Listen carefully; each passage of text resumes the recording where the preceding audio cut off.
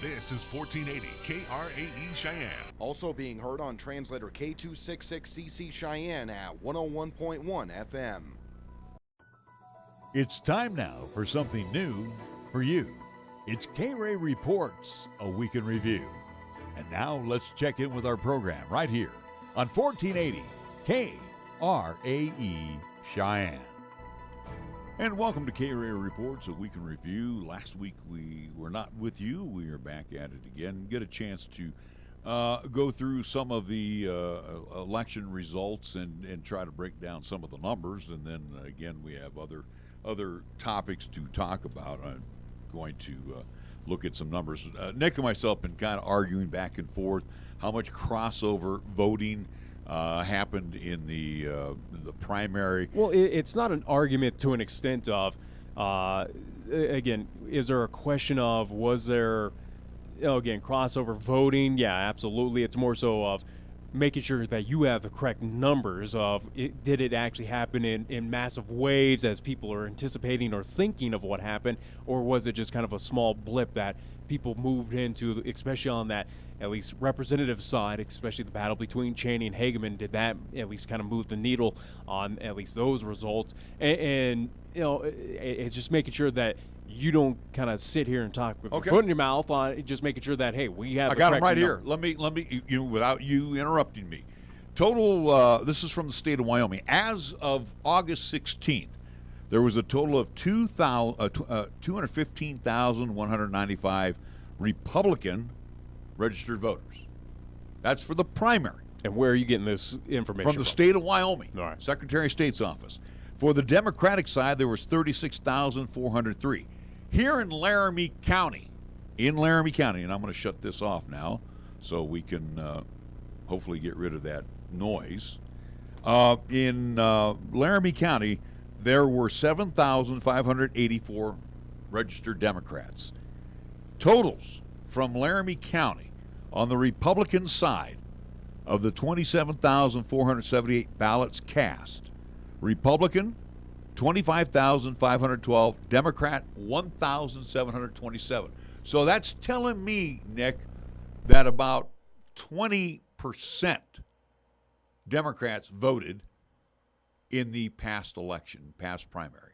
So what I'm saying to you, and you don't agree with me, there was a lot of crossover voting, Democrat to Republican, in this particular primary. And again, you know, you look at the numbers for the statewide results, and I've got them broken down by county, where Harry Hageman on the representative side had 113,079 votes. Liz Cheney had 49,339 votes. All right. So, again, and obviously not enough to move the needle in her favor. Though the only needle that really got moved is that Cheney won Albany County, which is a highly Democratic county. Yeah, no surprise. You'd figure Teton as well. And Teton County, yeah, you're absolutely right, where Liz Cheney, outdistanced Harry Hageman by 4,000 votes. So what I'm saying is there were more Democrats that shifted over to the Republican side and voted for Liz Cheney. Yeah. But it was to no avail. But this is something, and we'll get into at least outside. Again, we know the primary election results. Again, we know, especially on the local side, who's moving on. Again, we know that Harry Hageman, again, has kind of dethroned Liz Cheney as of now. Again, she still has to get through the general election, which, again, you anticipate that she will here in the state of Wyoming. But pretty much it's all kind of set in stone outside of the primaries. But there's something I talked about a couple of weeks ago on this program that is now starting to at least kind of bring forth attention here in the state of Wyoming. It's been at least adopted in the state of Utah. I do believe other states are talking about this, but regarding primary local elections, or at least within the state borders, it's something that now the state of Wyoming is looking into open primaries, which is essentially just taking potentially your best candidates. It doesn't matter. Yeah, it's nonpartisan, looking at open primaries of basically saying, hey, we're going to put up on a ballot. Doesn't matter RD, LI, Green Party, whatever the hell it may be, but it's pretty much of here's the swath of candidates. Whoever you think is the top 4, and again, it divides, and at least this is something where you questioned me on it, but it's something that you kind of go, you take one vote early on before the primary, you go, hey, let's gather up all this pool of candidates, vote for, again, the top 4, that goes into the primary, and then moves on to your 2 for the general election, kind of at least situation like that. I think that's, again, where you and so many others across this nation is complaining about. We got crossover voting of, hey, you got to stick to your letter in front of your name of what you were registered for. I say, who cares? Again, just vote with what you believe in or who you think is the best candidate or whatever it may be. I think this kind of solves that problem and just says, hey, it's a dog fight no matter what, where, hey, doesn't matter You're what your basically affiliation- making it a general election for the primary. That's what you're basically doing. I think it's a smart decision. And again, this should be on a nationwide side of, again, give me your best candidates. Doesn't matter what your philosophy is. Give me give me what your at least registration is to whatever political affiliation. I just want the best candidate. So available. basically like a mayoral race where we just vote for the mayor who's not Republican or Democrat because it's not listed there. Yeah, We again, why should, again, where we're so into team politics in this day and age, where, again, we got to, if you're registered R, you got to stick with that R, as much as you may disagree with that. But, again, it's this philosophy that if you go against your team, oh, you're the problem. I see it as this is a great change, and hopefully it does happen here in this state and throughout this nation, that just give me the best available. Let's go off of what you're going to bring to the table as a candidate. Don't give me that you're an R. Don't give me you're a D. I could care less at this point in time. And I think a lot of other folks around this country as well, too, could care less if you're D or R. Or at least maybe from my generation right now, again, us who are sitting in our 30s, born in the 90s. Again, I look at, I don't see the D or R. I want to know what you're going to do for me as a person. What are you going to do to, again, make sure that I have But that's a what you do in life? November. This is a primary. Each political party presents their best candidate. Okay? So, again... which I think is, at least at this point, I feel like it's a flawed system, clearly. As again, it has brought this heated tension where, again, we are on team politics at this point in time, where, again, you can't go across the aisle. It's a no-no. Where, again, look at... And you got to look at this probably upcoming generation, or at my generation, whether I'm millennial, Gen Z, whatever the labels are.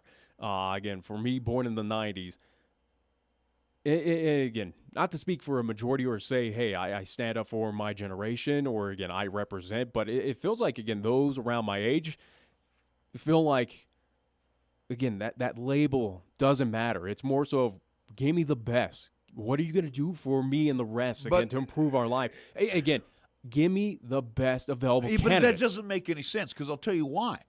You're saying give you the best. Well, on the Republican side, there was 5 candidates that said they were the best on their party side. On the Democratic side, wait a minute. Let me finish. Does muddy the waters. Then there was 3 on the Democratic side that said we are the best.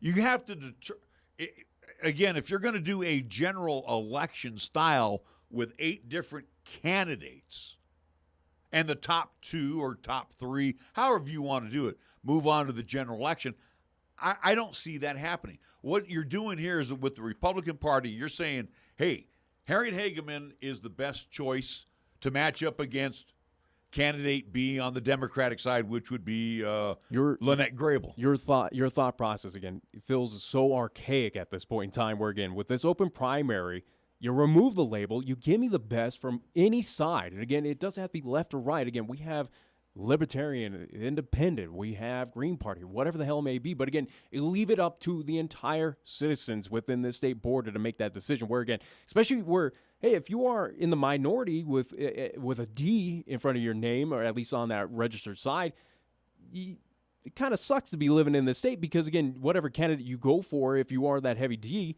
guess what?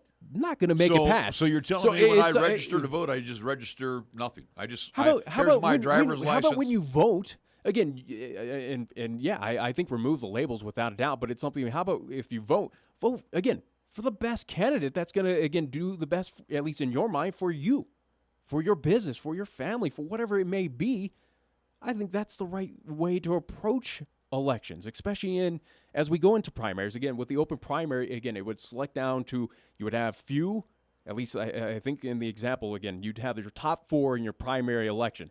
It would be broken down to the 2 go fight kind of hand in hand in the general election.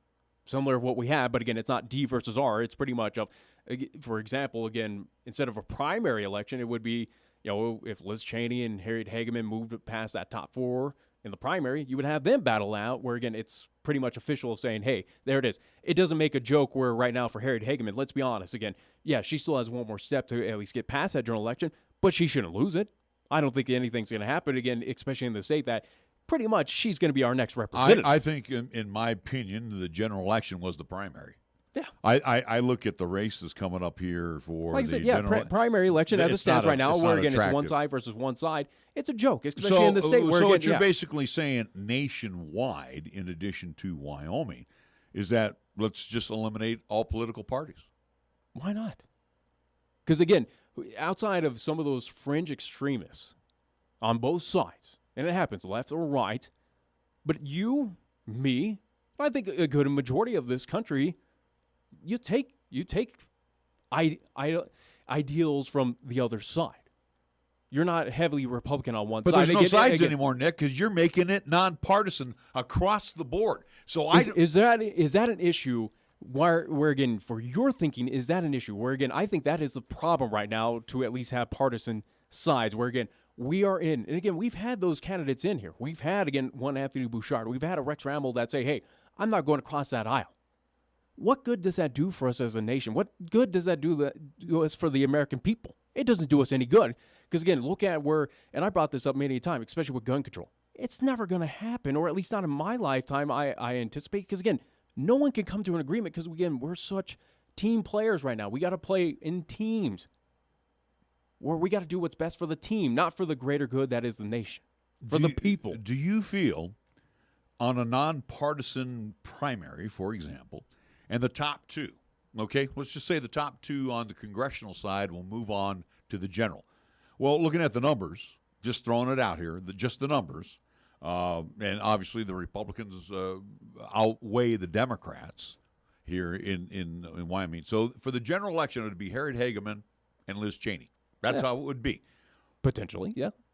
You still are, in a nonpartisan situation, you're still going to be divided. Again, you're going to have 2 different philosophies campaigning, and one's going to be, this is the way I believe in, and this is the way the constituents believe in. The other party's going to say, well, this is what I believe in, and this is what I feel my constituent. I mean, you're still going to have a split. You're still going to have a split in philosophy. Isn't that what you want, though? Again, especially within this state, or at least any other state, don't you want that differing opinion? To have, again, some new blood? Especially with Liz Cheney's example. Again, if you're not for what she has believed in, or at least her philosophy or her views, all right, then there you go. Here's an opportunity for someone else. And again, I believe within this state, especially if you are a registered D at this point in time, a Democrat, sorry. How rare is it that someone on that side who might have pretty good ideals probably gets overpassed and overlooked just because of that D that, well, I'm not a registered Democrat voter. I don't want to play on that team sport. It's something that you don't have a chance. It's something that they might have good ideas on that side, but at least get overlooked, especially just how we kind of play these team politics, this team game that has been, for well over many a decade at this point in time, where, again, we don't want to reach across the aisle. For me, that speaks of freedom, that speaks of, again, just having that opportunity, especially for equality, fairness, especially regarding elections. I think open primaries is something that Wyoming and the rest of the states should absolutely look into, where, again, it allows us, again, my concern is that, especially as you look on the national side with the elections, and again, you go back, especially on that presidential primary, look where, again, it didn't seem like either candidate was very favorable to an extent, even though, again, Donald Trump got majority of the voters. But again, what was the theme of that general election, of that, at least back in 2016? It was you voted for the lesser of two evils. That's not a good way to vote. You vote for what's best. You want the best candidate available. That would be more 2020 than 2016. But go back, well, again, 2016, Clinton versus Trump. Again, the adage, or at least from maybe my swath and how I looked into that election, it was you voted for the lesser of two evils. Neither candidate was great. So when you have a debate, and again, to me, it sounds like we might as well eliminate debates, because if you have a lot of candidates, why would you eliminate debates? Well, if you have a lot of candidates, Nick, you act as if this is going to be the collapse of the republic. I'm just saying, if anybody's going to run for the presidency of the United States, if they qualify according to the Constitution, if they qualify, you are going to have many from every state. Let's just say, for argument's sake, you're going to have 50 candidates, one from each state, vying to be the president. Just for argument. That sounds fine. Yeah. Break it down again. You have where, again, it's a situation that you break it down. And you break down. There's no more conventions. Top four to the top two that play out again in that general election. But see, you go back to the debates of 2020 on the Democratic side. There was about 5 or 6 of them that were not allowed to debate because they did not accumulate the percentage of votes in their respective primaries to allow them to be on the center stage. Okay. So you're basically opening it up to 50 candidates in a debate. These debates are going to last hours. They're not going to last hour and a half as made for television. So again, I see more. Well, I think this is something. This is something that also speaks on the laziness, or at least again, where due diligence on American citizens, where it's something that do your research on these candidates again, where it's something that they put out, and again, you'll eliminate the tags in front of these individuals, but again, you go here's candidate A, candidate B, whatever it may be. Here's their ideals. Here's what they're putting their campaign on. This is what they're going to do for the American people. This is what they're going to do to improve life, X, Y, and Z, where, again, this is something that also, too, kind of lays on at least the American voter that do your research. So, as tough as that may be and how much we don't want to devote that time, but, again, for something that, especially on a presidency or, again, representative, where, again, they're going to try to at least improve our lives, might want to take that time to at least investigate or at least research who you're going to vote for. So if I'm hearing you right, If this came to fruition, I think it also too makes it fair. Again, if I hear you right and this comes to fruition, and we'll skip the 2022 general election. Let's talk about 2024. If this was to come into play, basically I would go down to the county clerk's office, hand him my ID, and I'm registering, just showing, hey, I live here and I'm eligible to vote. Okay. No, basically what you're saying, eliminate the political party system. So no more Democrats, no more Republicans, no more peace and freedom, no more green, no more libertarian. Basically, there's, let's just say 150 million eligible voters. Okay. And that's it. We just vote. Yeah. Why not? What is the issue with that? Again, where I think that cures a lot of the issues where, again, we're in interesting times right now where, again, how many times, especially in the past couple of years, have we talked, the term civil war has been brought up? We're at that kind of breaking point right now within this country, or at least it seems like on the national media side that we're at a breaking point that, again, you just folks said the are... key word. Wait a minute, stop. You said the key word, the national media. Maybe we should all vote as nonpartisan to get rid of the national media because evidently they're the ones that are starting the crap. It's not the District of Criminals. It's not Wyoming. It's not California. It's the national media that is being influxed with a lot of money from outside sources. So, again, all of a sudden the rumor mill, the National Enquirer media, is more of our problem than the Democrats, Republicans, Libertarians Green parties. I mean, let's be honest, though. Again, there are still candidates out there that are issues on both sides that, again, exacerbate the situation as well, too. Again, those extremists, whether it is, again, I'll toss out the AOCs of the world that are, again, heavy on that side, or, again, you have the heavy on the R side, or, again, well, at least example of the former president, again, Trump was very dividing. I think you could agree with that. Again, a lot of folks would agree with that. Again, he was a dividing, at least individual, whether it was good or bad. Again, that's up to your opinion on, again, his policies and what he was. But it's something that, again, the elimination of a tag and I think that is the main issue I have right now that's kind of worried me where, again, hopefully, and I don't believe that we'll ever get back into another civil war in this country, but to avoid that, I think we need to get away that we have individuals out there, voters, whether it's in this state border, again, various other states that, again, even look to the general election on the presidential side where, again, California, again, polls immediate close, they're immediately blue. That, again, you're telling me that it's just that quick that everyone's just going to go right on that team side immediately. Texas, one example, again, immediately to the red side of R. It feels like people are not voting with their conscience or voting with their heart. It's more of, I'm a fan of this side. I'm a fan of this team. I don't care what candidate. I'm just voting for them. And then let me say this, though, too. I think that it's a disservice to, again, American citizens as a whole. But, again, it's something that it's a laziness of, I'm just going to tick R, D. No, instead, take the time, get rid of these labels, and let's give us who's going to be the best for all of us. Again, as much as you may hate people on that left side or may disagree, there's still coworkers. There's still, again, the folks that will tune into the station that will still, again, help you out in some way, shape, or form, some way down the road. You never know. Again, we're all as one. We're all American citizens. I know, but what happens, though, again, I do see some chaos because, again, there's 40,000 registered voters. All you got to do is take $50 down to the county clerk's office and put your name into the hat. What if 40,000 people decide to, hey, you know what? I want to run for county commissioner because, again, it's nonpartisan. So what's to say that 40,000 people don't go down? I mean, Laramie County becomes rich, that's for sure. But my point is, what's to say that, and anybody? I think that, again, where we talk about this plenty as well, too. Again, politics an unfair game. It's more for, again, the people that are well-off, or, again, have, again, those means. Basically what you just said right there, again, using that example, I think that would be great for the scenario, again, for elections as well, too. Again, find that average Joe citizen who, again, is within the community, that does good for the community, that is maybe unknown across the state or, again, within Laramie County or whatever the example may be. What's wrong with that?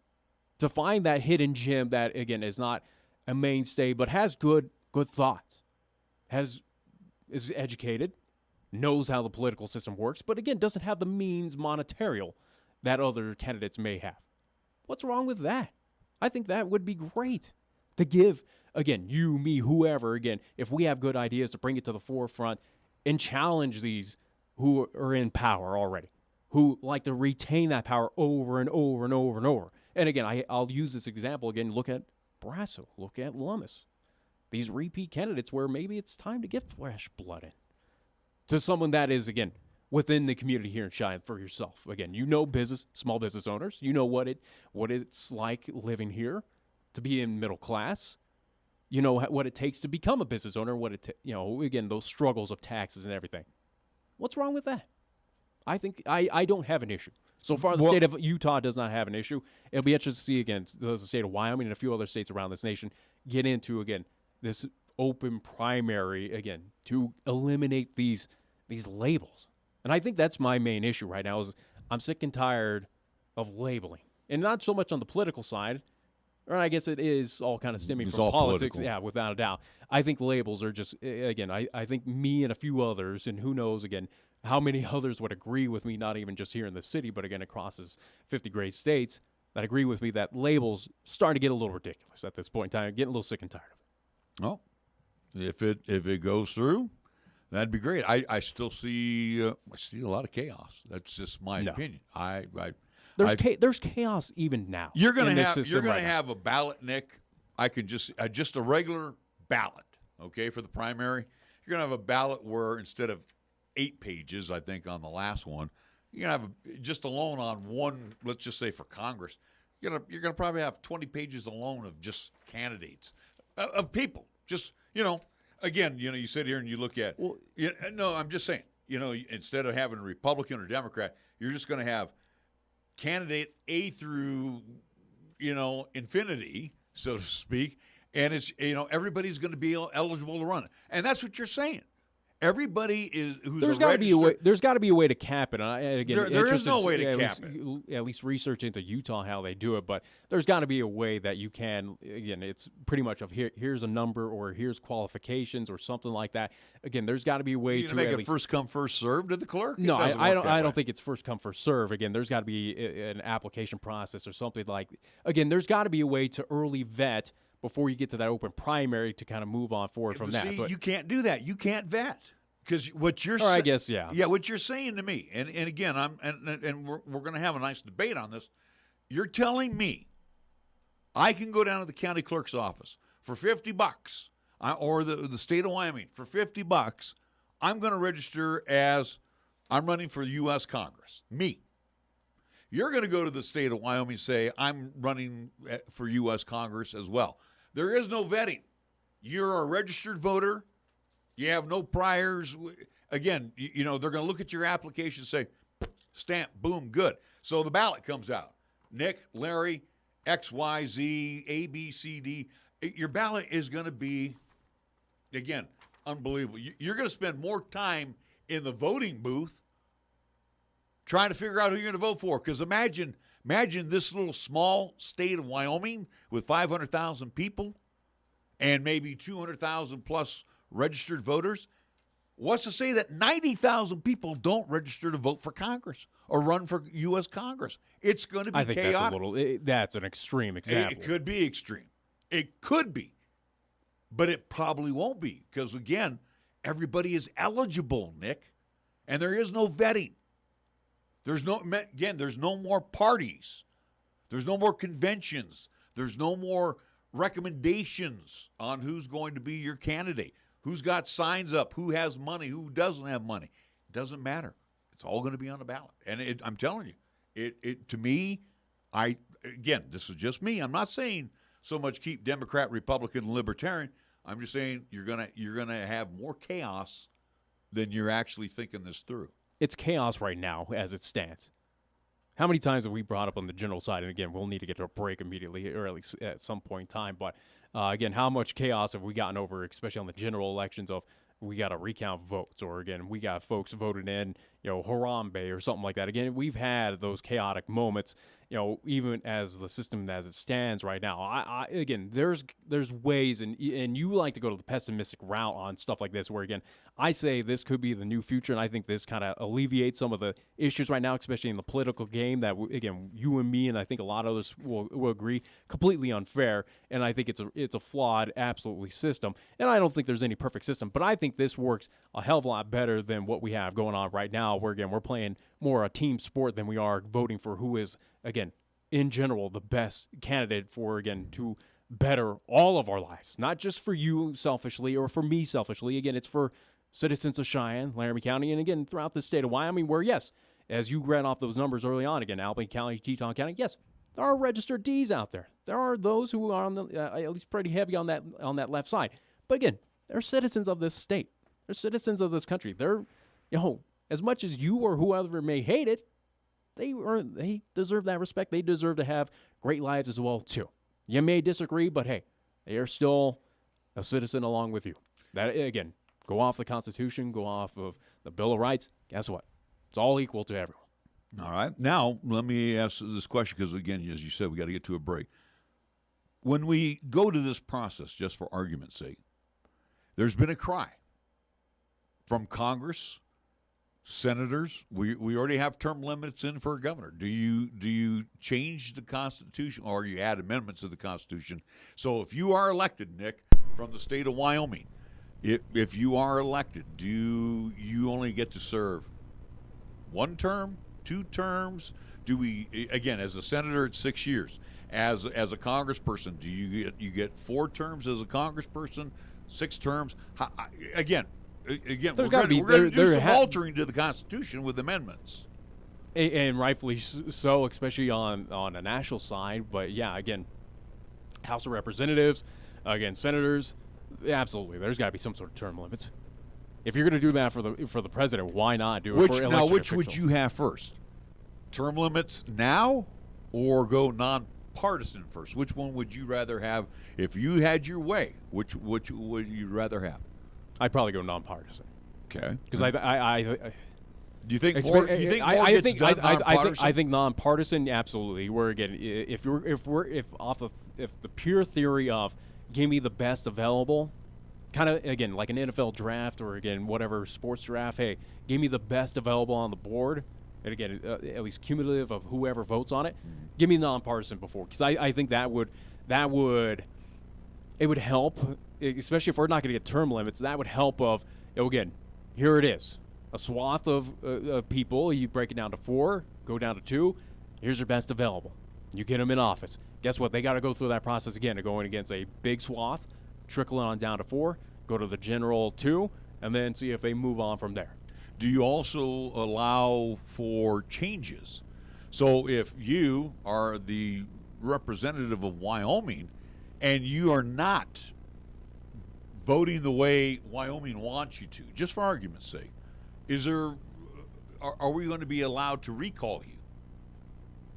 You have to add again, you're going to have to do a lot of jockeying around. Why would there be stipulations? It's something that you look to, especially if it's an open. We can't recall our congressperson. We can't recall our senators right now. We can't recall our governor. What are you even bringing up at this point in time? Where again, it's something that go off of. We got the perfect example of if someone, again, an elected official, hey, folks of the state were not happy with, again, of their these ideals, guess what?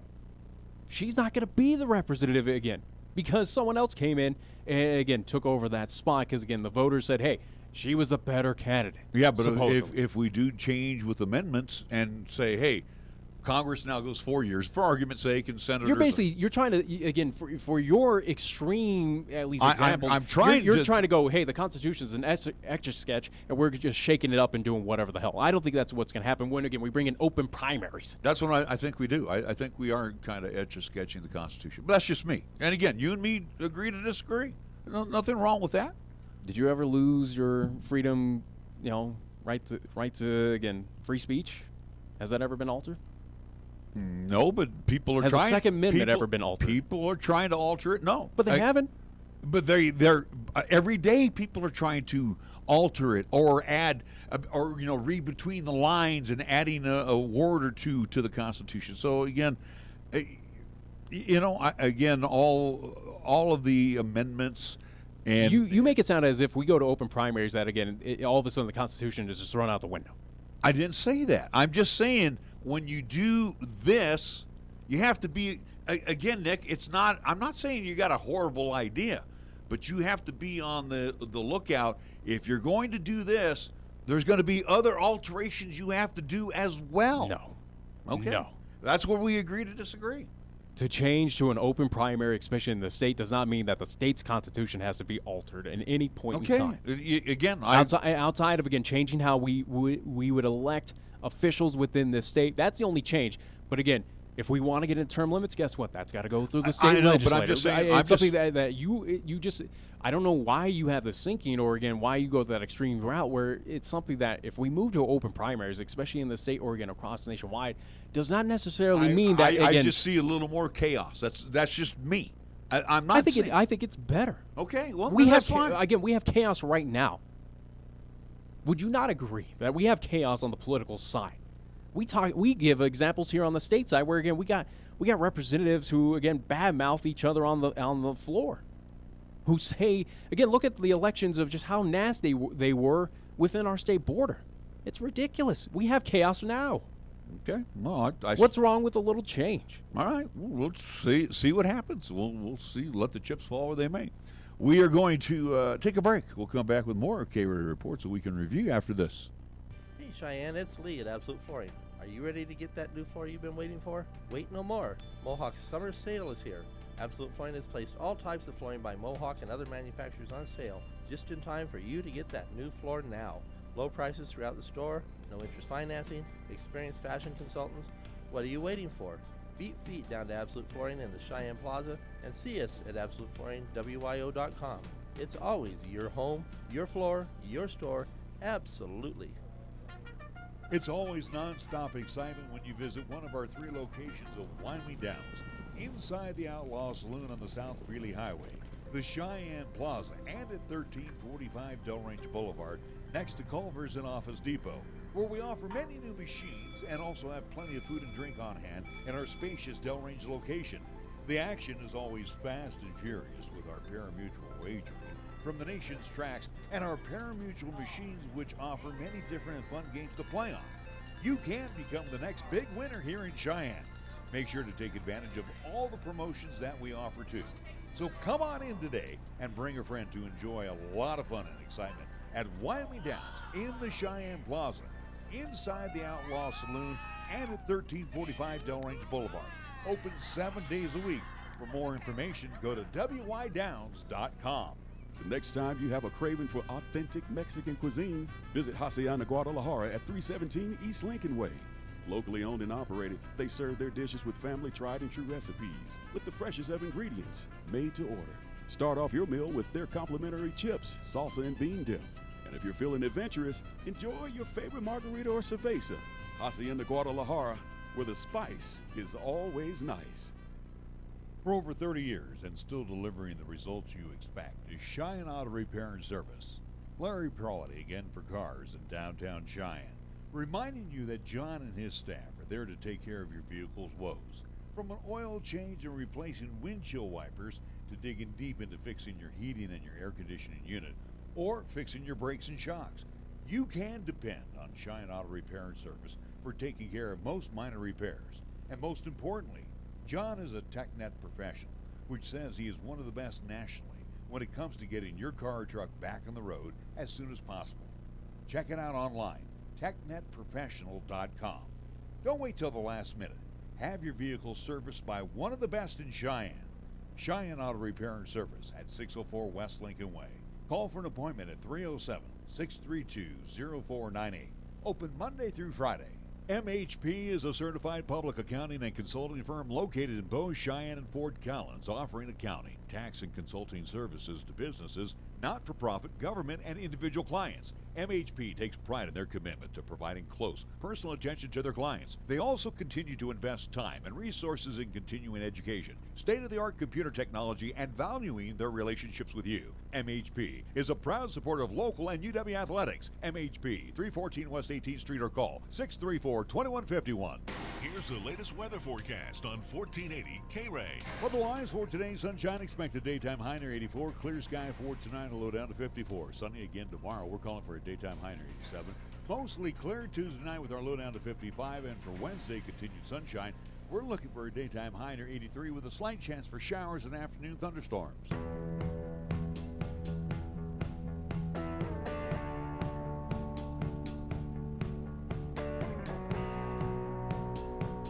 Welcome back to KRAE Reports, a week in review. Our U.S. Senators, John Barrasso and Cynthia Lummis, are very upset. And again, this is probably another one of those 50-50 splits, Nick. Upset for Joe Biden's executive order for giving millions of dollars in student debt, which will add to the already inflated national debt. I do believe it comes out to what, I don't know, $1.6 billion, something like that. Or excuse me, that's what the state is. Probably $1 trillion. We'll just throw that number out there. Which again, nationwide debt at this point in time, where again we go back to early 2000s. Again, how many times did we take a look at the national debt, and again the debt calculator and all that stuff? It's already well out of hand, and it's something that absolutely needs to be taken care of. But it's not getting changed anytime soon. We'll forget. And again, this is a Biden promise that he said that this is what he was going to do if elected. But like you just said, and you kind of threw up your arms a little bit, the debt, it's out of hand. Well, if you're expecting us to take care of our debts, then the nation itself should take care of its debts, not add to it. And again, in the case of Joe Biden, and this is where you and me kind of disagreed a little bit. And again, this is from the Speaker of the House, where she said back in 2021 that the president does not have the authority to forgive. As she said, he has the right to suspend or, temporarily end. Yeah. But not, forgive. And I don't know where we had a disagreement on it, again, with these executive actions that, again, have been in play since, again, the Bush years. Again, I think it's an abuse of power. I think it gives president way too much that it does not deserve to have that kind of power. Well, I think the checks and balances... It doesn't matter if it's Biden, Trump, whoever. I think it's ridiculous. Well, again, the checks and balances are way out of whack. And this goes back to, as we were talking here, nonpartisan. The president still has to deal with Congress. That would be your House and your Senate. And it's almost like, all we're hearing is executive order, executive order, executive order. Well, where's why do we even have a Congress then? I mean, basically, the president should just be king or dictator. And that's if he's going to say, I'm going to do this without Congress's approval. Yeah, why have Congress? I have an issue with the executive orders, and again, it's always been like that, where it's absolutely an abuse of power and something that should not exist for the president to have that overreach to say, hey, no, I'm just doing this and no one else matters. Yeah, I think it's a little ridiculous. But we go back to this one, the executive order that, again, by the article from the Cowboy State Daily, and I had to at least confer with you on at least what is the actual truth. But again, it makes it sound like, hey, $10,000 for those who make under 125 at least $1,000 a year. That $10,000 for student debt has just been automatically been removed. Now, I have not received anything. Again, I do have student debt from my time at the University of Idaho, but I haven't received an email from my at least national loan provider saying, hey, it's just been gone, totally wiped out at this point in time. But yes, kudos to Biden on this one. I'm not. At least it's going to be kind of a joking kudos. Yeah, he said it in his campaign that he was going to do it. At least he's on pace to do it. But I think this, again, me personally, as much as yes, it does benefit me to eliminate that debt. Again, what does it do for those who did pay off their debt though in full? Where kind of gives a middle finger to those folks of, hey, you wasted all your money paying off this debt. Now everyone who is just kind of sitting on it or at least trying to pay it off as of right now just automatically gets just wiped by. And again, we'll be passed on down to the taxpayers to at least come up with, and again, we look at the state of Wyoming, $1.6 billion. That's just in our state, and our state has the least amount of student loan debt amongst the 50 across this country. That's a lot. Again, it's kind of, where does that money come from? I think, again, with student debt, and this has been my personal opinion, again, looking at various campuses and looking at schools across this nation, I think it's more of a university college issue of why we're building these Taj Mahals. Again, where we're upping these tuition rates. Again, you use an example, and again, I don't think inflation's that out of hand, or at least it shouldn't be that out of hand, where in your time, where you went to school compared to my time, where it's nearly, tenfold, 15, 20? Again, it's something ridiculous to go to school compared to, again, where we remove ourselves from 50-plus years, where I don't think inflation's that out of hand. I think this is something that student debt should be looked more towards, not so much debt forgiveness, but more so look towards these universities of why are we charging these outlandish, tuition rates? Why are we building these Taj Mahal-esque campuses that, again, do we really need it? Again, sports facilities. Again, this will be interesting, where we were trying to at least get a hold of the president of the University of Wyoming, and hopefully we will get that individual on here to talk more about, again, tuition rates and just how kind of the state of University of Wyoming is right now heading into this school year and, again, for futures. But it's something that, how much is athletic departments, especially building some of these millions, if not billion-dollar stadiums, facilities, that money, again, yes, the University of Wyoming does get that state money, but something tells me that not all of that I think what they usually get is matching monies. That's what they, they're expected to draw some of the money from wealthy donors. And these schools do, get donors as well, too, but it's something that I'd love to know the books, the financials. Well, that's a general. It's- I think that's what the country is starting to cry about now. We want to see a general accounting. how much are we paying professors that Exactly. again are What is, showing up? what is the payroll Yeah. there? You know, and again, Professors that, again, from my time at the University of Idaho, especially with some of, at least professors that I had, where, again, they were there for 2 days a week. You try to go to their office for anything, they weren't there. So what are we paying these individuals for? Again, if they are making these outlandish salaries, and let's make a note, again, where I think, as we'll have the Wyoming Education Association on in hour 2 here, but it's something that, again, for teachers, I think they deserve a fair pay rate. But it seems like for some of these professors, especially in the second level of education, that next level, they get paid kind of outlandish prices. That it's something that for the lack of work compared to, again, there are others around this nation who, again, work 5 days a week and, again, grind it out, especially on an elementary, junior high, high school level. It's something that I think this is more so. I have an issue with the debt forgiveness. I don't think that this should absolutely go forward. It's something that this is hopefully the point in time that we get folks that are now looking towards the universities, to colleges, to even junior colleges as well, too, to kind of look and go, open up your books. What the hell are you spending on? And why are we charging so much for room and board, for food, for housing, for, again, books, for X, Y, and Z? And again, we go back, at least, here's a point, an example. Go back to the pandemic, especially using the University of Wyoming. How about a big outcry from those folks that were getting charged full tuition who couldn't go to Laramie, who couldn't attend a class on campus when, again, we were virtual learning? Yet you're still charging the full tuition cost. Right. That seemed a little out of hand. It's you know that, what? Yeah. If it were me and I made this outlandish campaign promise, I think what I would have tried to do, and again, I know it still would, again, here's the compromise. I would have probably forgiven the interest rate. Yeah. I think Interest rates are a little ridiculous, yeah. Because what you really, you still need to teach you a lesson. You borrowed the money. Yeah. You need to pay it back.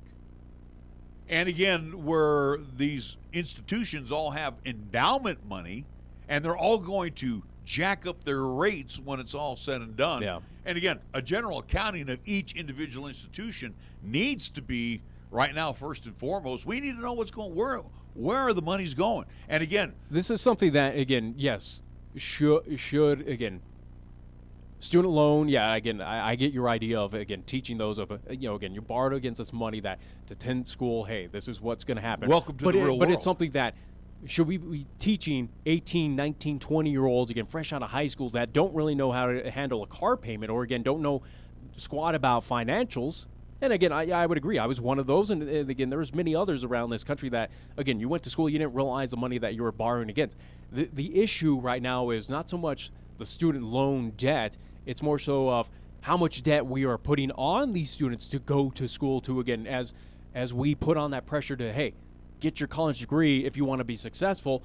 Well, let's make it obtainable as well, too, for everyone out there that, again, we don't walk out of even the University of Idaho, the University of Wyoming, with tens of thousands of dollars of debt automatically before we even hit 21. well, and I don't understand this, and no one will be able to give me the answer to this. Professors, when I went to college, were making good money. And I went out there still doing it, if not better. And again, but my tuition at a Cal State, and there was more institutions, too.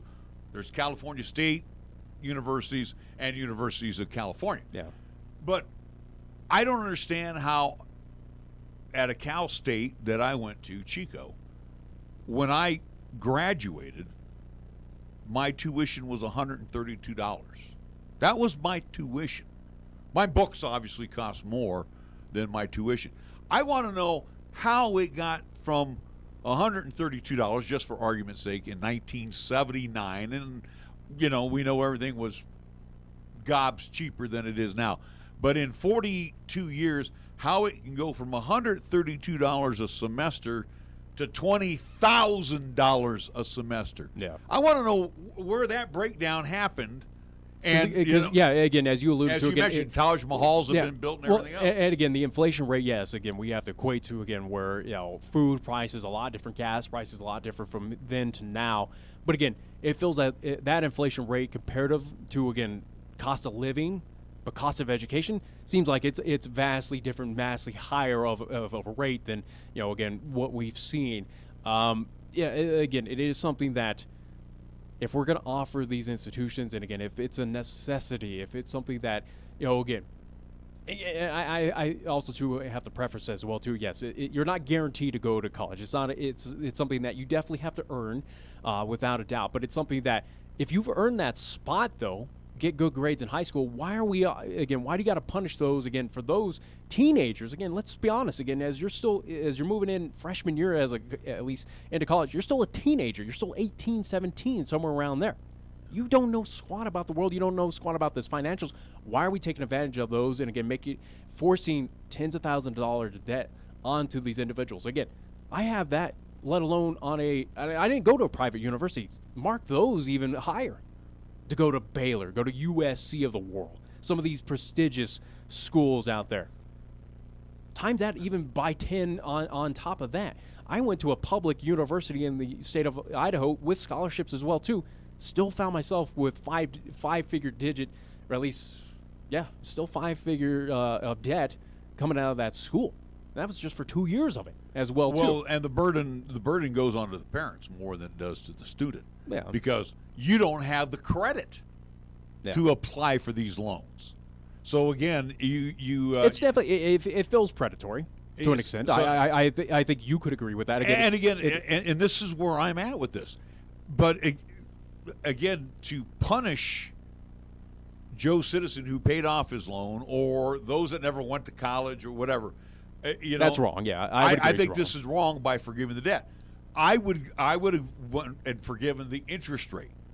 Again, still forcing you to make those payments, because I think the interest rates are nuts. Same thing too. I mean, really, Biden, if you're going to be so wonderful to the students, how about to the working class? How about forgiving credit card interest rates? Yeah. Do something for us. And that's just it. Yeah. He's not doing anything for the working man.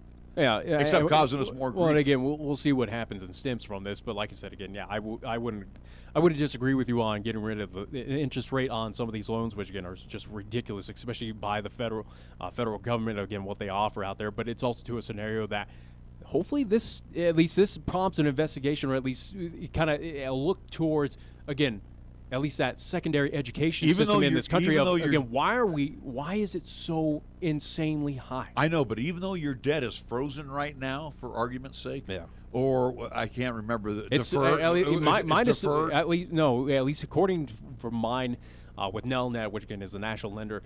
At least according to them, and I haven't received an email in quite some time, my debt is still frozen just because of the pandemic freeze. Yeah, but my point is though, if you take a look at it, your interest, that's where they're making their money. The interest is still accruing. The interest is still accumulating, even though you're into a deferred or a frozen, delayed type of status right now. It's paused because of, at least on a federal side.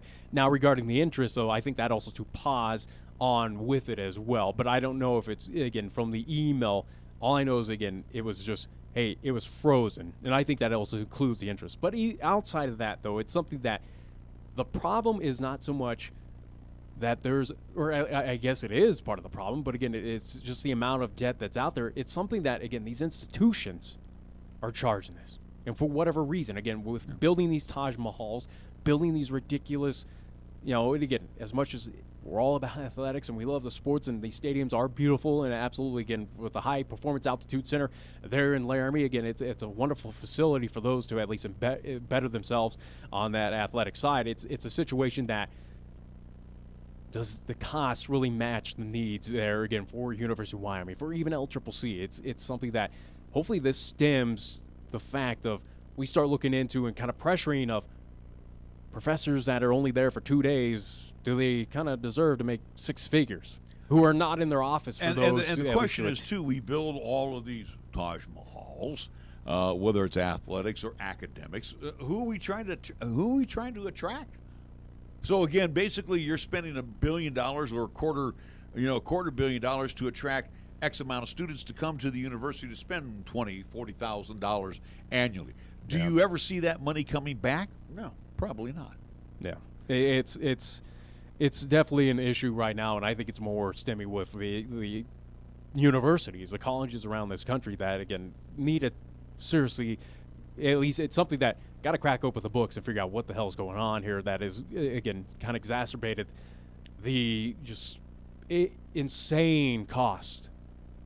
But the student loan debt. Let's stress that again as well, too. Again, this is an insane cost to someone who's fresh out of high school that probably, again, a lot of us at that time didn't know better, didn't know squat about financials. See, and again, like I said, this administration, just me personally, and again, I'm not going to fault him. He made the statement that he was going to absolve, those students or those that owed money. Yeah. He was going to give them a little relief on their student debt. Matter of fact, Bernie Sanders said eliminate it all. But I would have gone in that middle route saying, hey, you know what? You owe the money. You need to pay the money, but we'll cut that interest rate. And I think that would have been a little better message to Joe Public or to the American worker or to those that have already paid their college debt. Yeah. Instead of, hey, I'm getting a $10,000 freebie here. I say if you had at least eliminated that interest rate and still made them responsible. Because, again, this is the whole deal.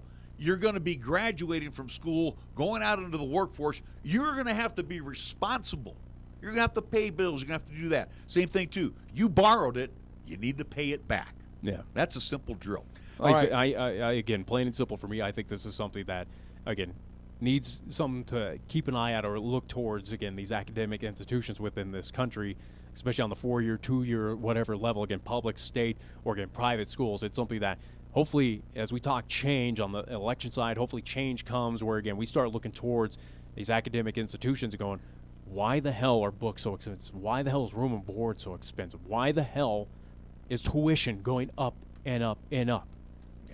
Why are these students and why are these students who are now, again, and who knows what it's going to be like in the next couple, at least in a decade at this point in time, where now students are, again, be interested in the percentage. Why are they leaving with five digit at least debts? And why are these institutions getting away?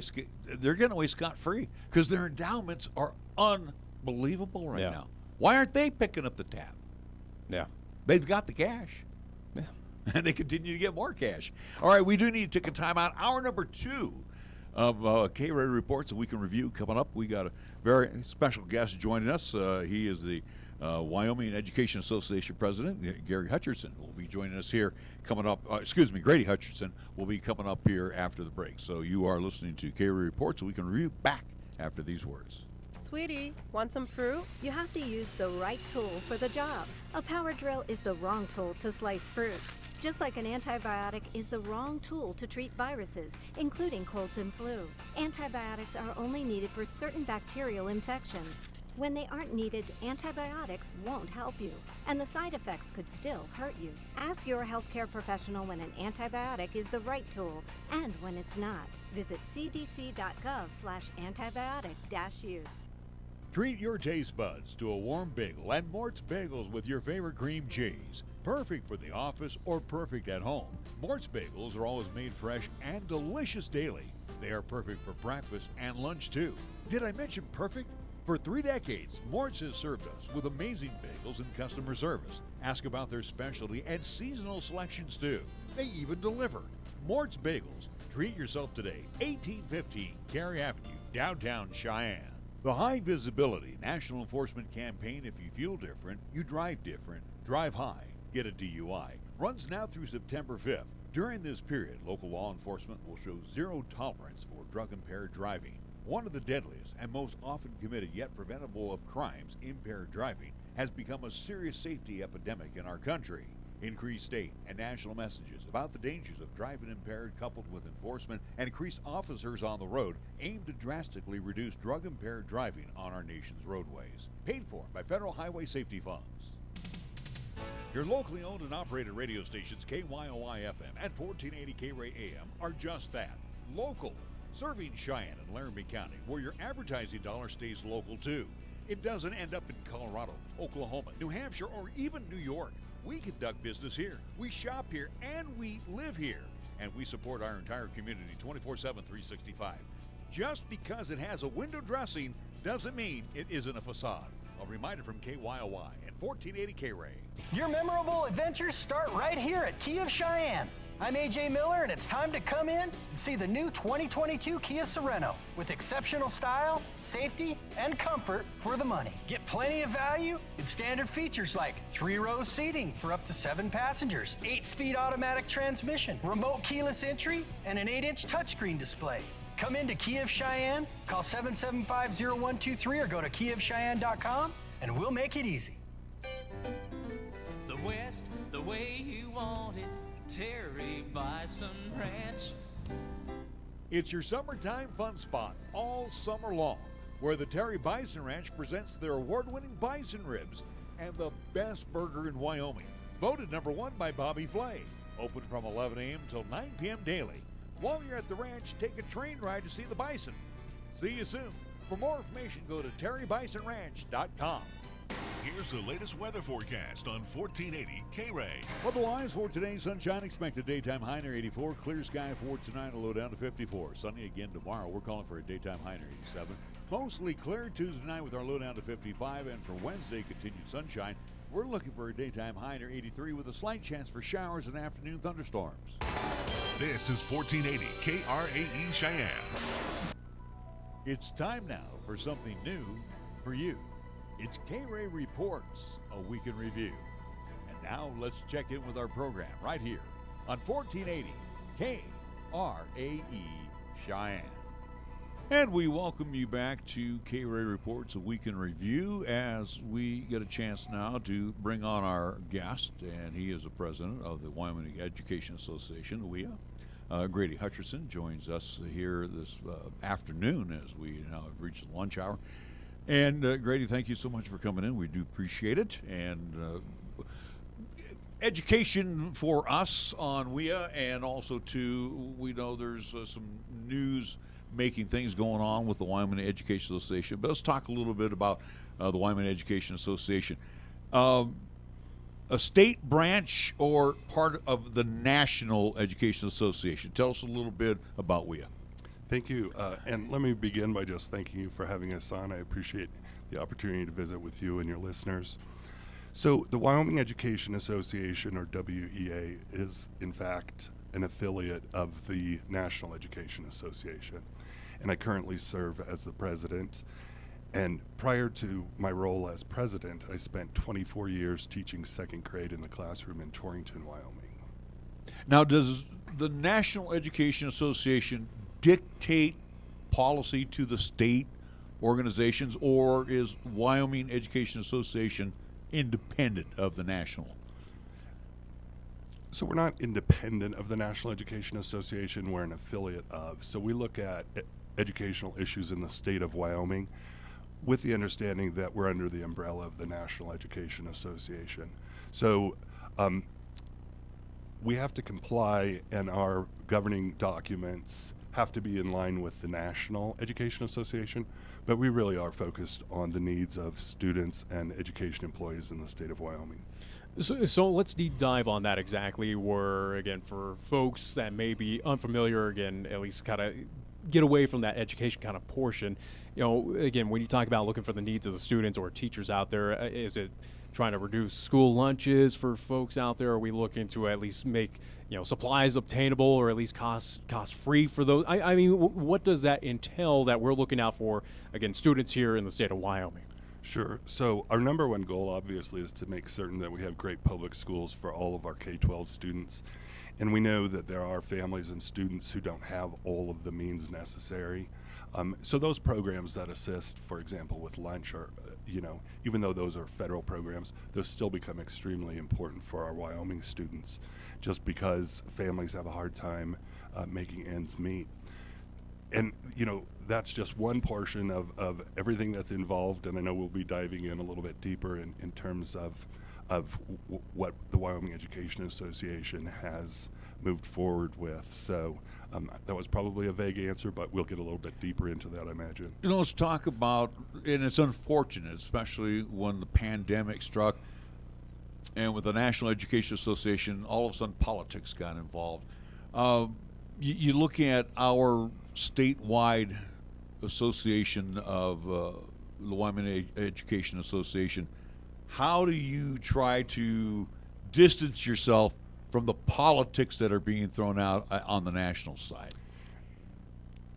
I appreciate you bringing that up because it is a real challenge, and I think more so now than ever, we've seen this real divisiveness and rhetoric around educational issues. I would contend that education is a nonpartisan issue, and ultimately what we need to be looking at are the needs of our students. And every student deserves to have this great education. And as I said, I spent 24 years in the classroom working with students, and educators and education employees are passionate about what they do. So trying not to get distracted from the national rhetoric and focusing on the needs of students and the employees in our district, I think really needs to be what's front and center. Well, speaking of national as well too, Grady, and this is something where I graduated Chinese 2008, so again, quite some time ago, at least being a part of the public education system here in the state of Wyoming. But again, from then to now, and you look at those stats on the nationwide side, that Wyoming kind of flirts, at least with those test scores, with the the national tests that we had to take back in the day, those standardized tests. Wyoming was kind of usually near the bottom, where again it seemed like our education was, at least on the national side, looked as, hey, we were kind of poor compared to the rest of the nation. You on the inside, seeing how we operate on the public school side from K through 12, does that reflect the reality on the nationwide, or actually students here doing a lot better than what people think we are? Yeah, actually, we're very fortunate in Wyoming, and we really need to be celebrating the success of education in Wyoming and the success of our students, because if you look at a variety of different indicators, like on the on the NAEP assessment, I believe the past year we ranked 7th in the nation. And I know you all are passionate about your sports, right? If a team's ranked 7th in the nation, that's something to be celebrated and applaud. And so we look at some of those factors. I think we're also recognized as being best in the West in terms of education. But I will point out, as you had mentioned, like when you had graduated, and it's kind of this pendulum, because I have been in education in Wyoming long enough to know when we were in really poor shape and we weren't performing as we had liked. And then there was a huge investment and we started to see real positive gains, thankfully. But now we're starting to see a shift in that, and students are starting to suffer. And ultimately, because we're starting to see that ultimately is why the Wyoming Education Association ended up filing suit against the state of Wyoming, asserting that the legislature is violating the Constitution and not properly funding education. And we'll get back to that here in just a little bit. Sure. Let me ask you this question, Grady, and again, being probably of the same age and going through all of the testing back in the day as we do now, and Nick even mentioned him graduating in 1985. Is there really a need nationally for these achievement type tests? I mean, you go to school, you learn reading, writing, arithmetic, and then anything else that goes along. But why the need for our students, whether it's 7th grade, whether it's 11th grade, kindergarten, why do we have to have achievement tests? So the largest reason and the biggest driver of the assessment craze, I'll refer to it as, that we currently all live with, really stems back to the day of No Child Left Behind. Because ultimately everybody wants to be able to evaluate and measure and assess who is doing the best or how everyone is doing. So during the No Child Left Behind era, there really was this emphasis on looking at test scores and using that by and large as the sole indicator to determine how our students are doing in school. There's still a lot of unfortunate carryover from that. And I do think it's high time that we start looking at and reimagining the assessment system, because those assessments are a snapshot in time. the three of us could sit down and take an assessment, and that shows what we are able to do at this moment in this time. But that's only one measure. And I really think if we wanted to envision a better educational system, we could start looking at things like performance-based assessments, so we truly know what students can and cannot do. But keep in mind, assessment, like teachers are the ones who invented assessments, because we need to know how our students are doing so that we can then follow up and provide instruction to help them grow and improve. So there's a balance, and right now I would say that there's certainly room to start tipping the scale back to to a more balanced approach instead of just solely focusing on assessment scores. Yeah, those standardized tests took so many of them, again, throughout my time here in Cheyenne, whether Johnson Junior High, Cheyenne East, where, again, it was even interesting enough, at least where, again, being in those classes with some of those teachers, again, expressing how important it was for us to do well on that. We're to the point where we were getting help on some of those tests within class, but, again, we will not name names. But, again, it was very interesting, again, especially being part of that No Child Left Behind era of, again, how education was brought forth. Grady, you alluded to, and most of our conversation will be about the lawsuit that was brought up forth. Again, it was in the Wyoming Tribune Eagle. Again, it's been brought up with recent that, again, WEA has sued the state of Wyoming and also gone after Mark Gordon, as you mentioned. Again, we're unhappy with things. Let's break down. You kind of pieced a little bit part of the lawsuit, but what is the lawsuit at least about for folks that, again, are unaware of what's happening right now? I'll begin by sharing that the funding model for K-12 education in the state of Wyoming is very complex, and obviously, just like any state, the expense of education is the largest portion of a state's budget. And I always think of that as an investment in the future. We know it costs a lot of dollars. And so we have this very complex funding model in the state of Wyoming. And it's based on a prototypical school in terms of what every student should need to have, an equitable education regardless of where they're at in this state. And so the figures are then put into this funding model, which generates, in essence, a total dollar amount for each district. And then each district receives that amount of money in the form of a block grant, meaning that districts have local control. And so even though the money might have been generated for a specific component within the model, because it's in that block grant, the district has flexibility in how it can spend the overall dollars. And so what we are seeing across the state, and what we have seen now for multiple years, and our assertion is the fact that the legislature is not upholding its constitutional duty to fully fund education. And we know that, our Constitution prioritizes public education in the state, and one of the paramount duties of the legislature is to, in fact, fund education, and to fund it so that it's cost-based. And that's currently not being done. And ultimately, you think about the legislative process, and we really have exhausted all of our efforts to try to get the legislature to fully fund education, so we felt that we had no other choice but to file the lawsuit against the state regarding school finance. Looking at the state of Wyoming, and again, a lot of small districts throughout the state, and again, you look at dollars per student that are, placed upon a student. We'll say Shoshone High School, one student's worth $3,000, Cheyenne East is worth $2,000, and I don't mean that the way it's coming out, but how do you get to that equity type of point where everything is equal per dollar per student? So that's one of the complexities of the funding model. We all know that's also one of the beauties in the state of Wyoming. We love our wide open spaces and our small communities. Our schools, in all honesty, are the center of those small communities.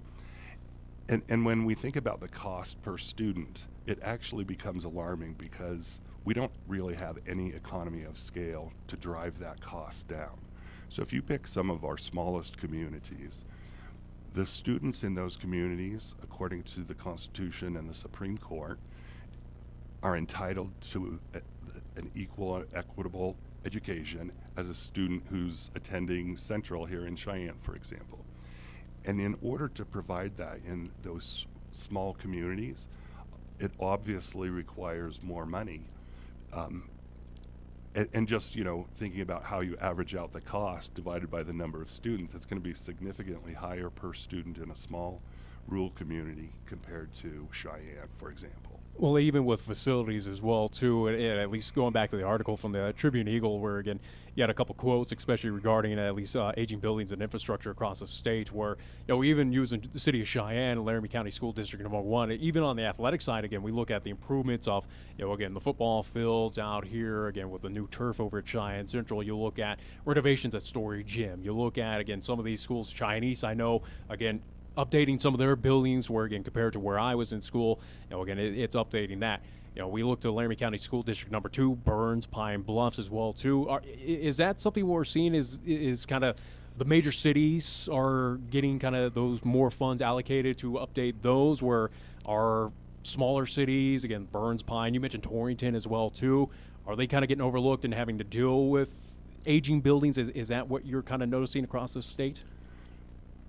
So I completely understand your perspective from here in Cheyenne, and it seems that way. However, in all honesty, it's not dependent upon the size of the city.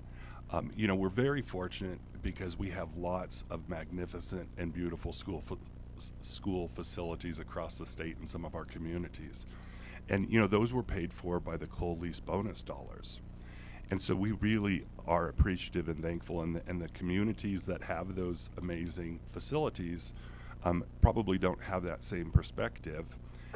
And then if you look at Cheyenne, for example, I know you all had Dr. Crespo on a week or two ago, and she was talking about, for example, I think she said there are 13 schools in Cheyenne that need to be replaced. And so there really is that inequity in terms of school facilities, because those were built outside of the model. And so there's not a current system in place to figure out how they are going to continue to fund the construction of new schools, which becomes very problematic, because now you have Cheyenne, for example, with these 13 schools that need to be replaced, but unfortunately there isn't a revenue stream to do that, and that just creates that inequity with school facilities. We're talking with WEA President Grady Hutcherson, as we again have a lot to discuss with him here in 1480 KRAE. It's KRAE Reports, Week in Review. We're back after this. Looking for free instead of fees? Platte Valley Bank can keep your finances moving forward with no ATM fees. Whether you are headed to the lake, the mountains, or just to the grocery store, you can enjoy the freedom of free ATM access anywhere, anytime. Pursue life with confidence, knowing Platte Valley Bank is always there to help. Visit us today at www.pvbank.com. You belong here. Platte Valley Bank, member FDIC. For almost 60 years, 1480 KRAE has been Cheyenne's home for good times and great oldies. Add to that live play-by-play sports featuring high school football and basketball, along with LCCC men's and women's basketball. Now combo that with KYOY FM, and you have Cheyenne and the area's only locally owned AM and FM radio stations. But we don't stop there. We also have 2 FM translators which serve the area with programming from both KRAE and KYOY. And that equals a lot of bang for your advertising dollar. Radio yesterday and now today, along with our websites, web streams, and digital ventures, makes us your one-stop shop. For more information, please call Larry Proetti at 307-637-0301. Capital Lumber is lumber one in Cheyenne. Are you listening? We're all the lumber store you'll ever need. For electrical, plumbing, paint, and tools, lumber and hardware, we're for you. And we're out to earn your business, yes indeed. Capital Lumber is lumber one today. Are you listening?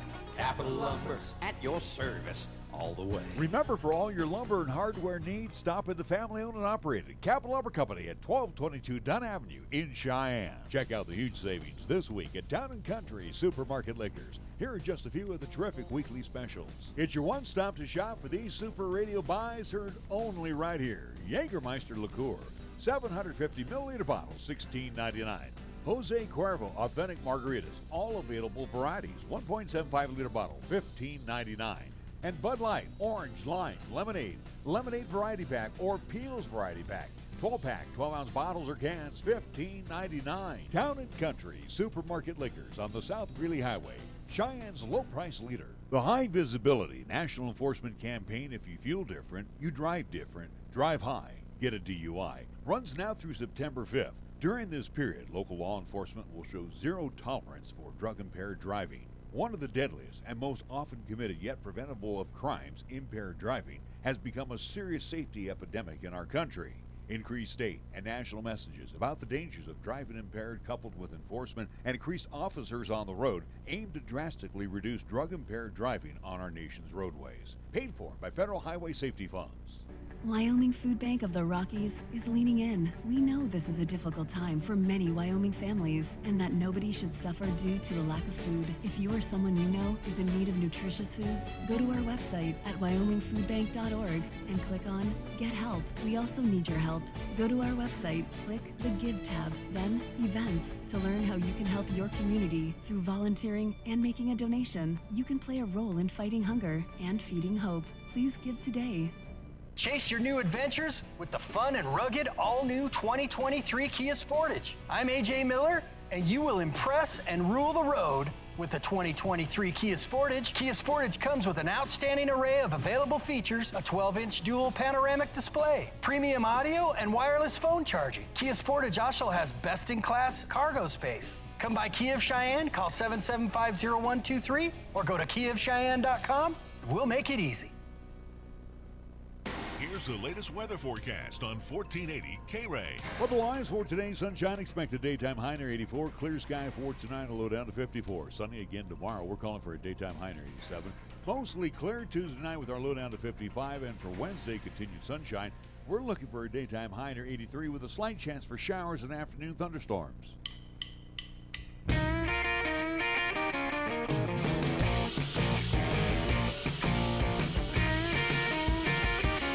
We welcome you back to KRAE Reports Week in Review. I'm Larry Peroletti, along with Nick Peroletti and Grady Hutcherson.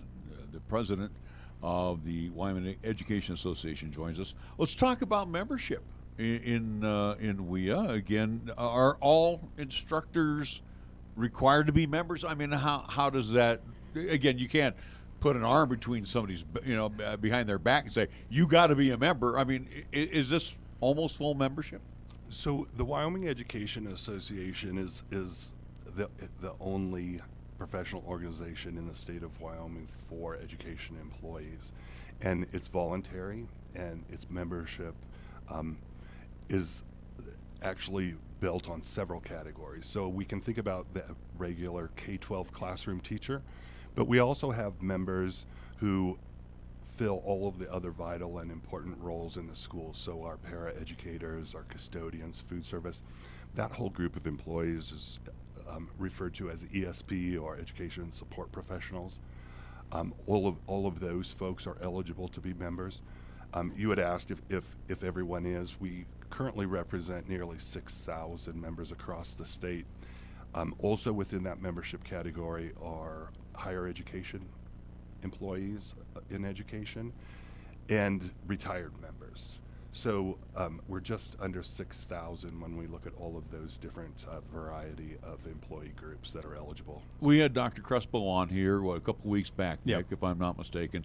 And the national call, in addition to the state of Wyoming call, is we need more educators here in the state of Wyoming. Again, one educator per X amount of students.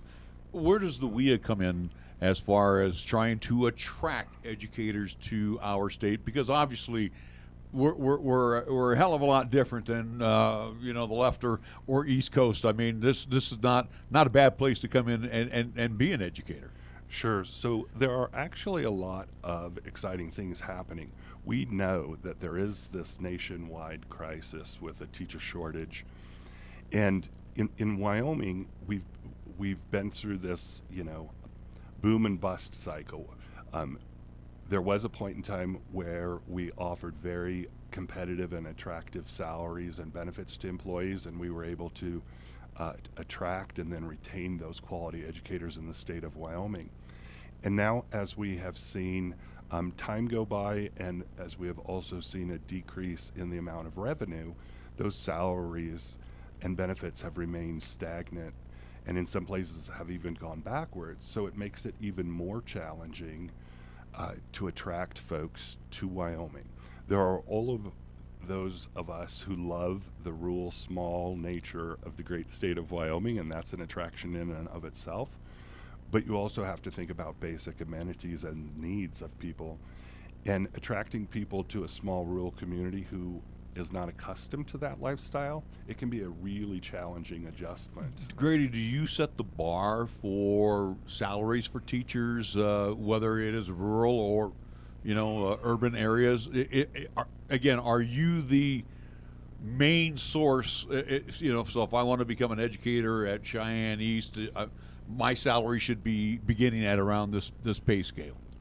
So every school board ultimately is the body that decides what their district's salary schedule is. We certainly work with our members, and every district is different around the state, but we also work with our members and districts so that they can collaborate and negotiate and work together to find that appropriate salary schedule that will in fact attract and retain high quality employees in all of those different positions, whether it's our ESP members or our certified classroom teachers. We are now, for the first time in many years, seeing in the southwest region of the state, districts no longer have the financial resources to improve the salary schedule, and we're actually losing educators across state lines, whereas about 10 years ago we were attracting teachers from those states. So it has flipped, and part of that is, you had mentioned, we see this nationwide shortage in terms of the number of educators, and it really is unfortunate. I'm so passionate about students and public education, and people go into the career of education because of their passion, but unfortunately the rhetoric and the dialogue has become part of, in my opinion, part of the problem as to why people are not interested in pursuing a career in the field of education. So we really need to start looking at how can we make the profession attractive so that our youngest and brightest want to have the aspiration to become classroom teachers so that they can have that influence. Because let me tell you, after 24 years in the classroom, I don't think back to my pay stub, but I think back to the influence that I had on all of those students over the years.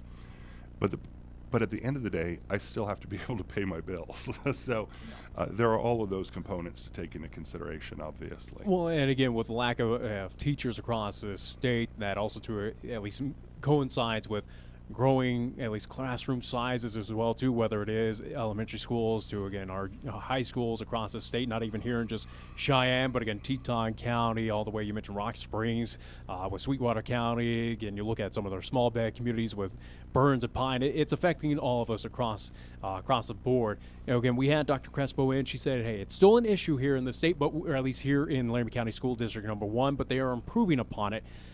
Is classroom sizes, as I alluded to, a statewide at least issue? Is it actually a statewide issue, or are there certain areas across the state that are doing a little bit better? I guess the question would be, are the major cities like Cheyenne, Casper, that are not that rural, that again might be able to attract those teachers in, are they doing a little bit better on their classroom sizes than our small bed communities across the state? Yeah, the interesting issue with classroom sizes is the fact that the larger a school district is and the more number of students they have, then the more staffing options and opportunities they have. In a smaller school, for example, if there's only 1 or 2 sections of a grade level and you can't find that second teacher that you need for the second section, then all of those students are together and you'd have these outrageous classroom. And I'm not suggesting that that's currently what's happening, that's just as an example. Whereas, in a larger school district, if you have 6 or 7 sections of the same grade level and you end up not being able to find one teacher for that position, you can spread that class out over 6 or 7 different teachers, so the class size would only be going up by a couple of students. I will share with you all, I thought this was interesting. A couple of weeks ago, I had a conversation with a superintendent here in Wyoming, and that superintendent had shared with me for the first time ever their district was unable to fill a regular ed elementary teaching position, which is kind of unheard of. We have always known there are areas that are hard to staff, science and math, for example, and that's been the case for quite some time. But to now hear that there actually is a district where they didn't even have applicants and couldn't fill an elementary classroom teacher position, I think really speaks volumes about the severity of the issue that we're starting to see with with the shortage of teachers. And I think it's only going to get worse, unfortunately, before it gets better. What are the ramifications if this doesn't approve here in this state of, again, getting these teachers in, classroom sizes get even larger, that, again, it kind of stresses out that faculty, whether, again, from elementary up to high school.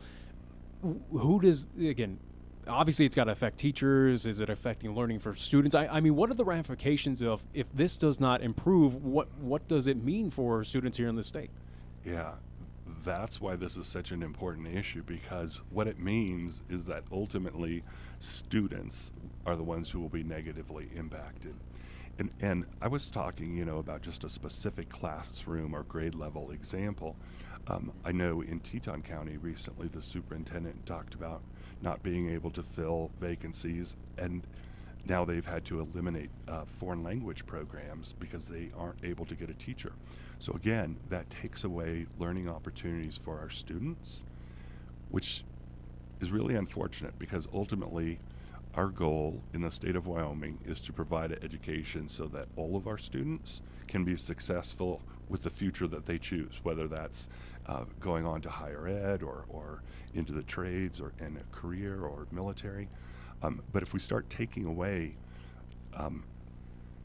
opportunities for students to learn and to have different experiences, then that negatively impacts the student, and that's the bottom line, and that's the biggest concern for all of us. And understandably so for Teton County, with, again, rising prices up there, housing as well too. It might be tough to get educators up there to again kind of facilitate where, again, rising costs, and again we're seeing with housing shortages here in Cheyenne that, again, it's tough to get these folks in. But I want to ask you, Grady, and we kind of talked a little bit off air, with you and the WEA, how close hand in hand do you talk with the state superintendent? Where, again, right now we worked through a couple changes, and again we will have a new state superintendent coming up after the general election. But how close do we work with our state superintendent to get policies kind of enacted, or, again, try to see if we can up salaries, entice folks to come in here?